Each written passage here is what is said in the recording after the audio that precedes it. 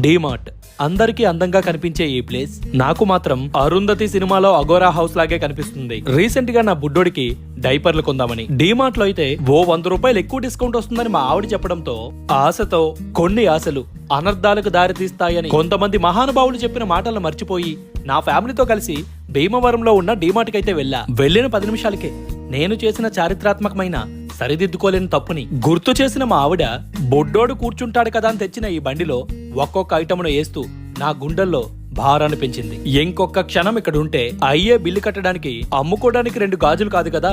2 ఉంగరాలు కూడా లేని నేను ఇంకేం అమ్ముకోవాల్సి వస్తుందనే భయంతో అయ్యిందేదో అయ్యిందని అయినంత వరకు బిల్లు కట్టేసి ఇంకెప్పుడు జీవితంలో డీమార్ట్ మొహం చూడకూడదని నిర్ణయం తీసుకుని అక్కడి నుండి బయటకు వచ్చేసా.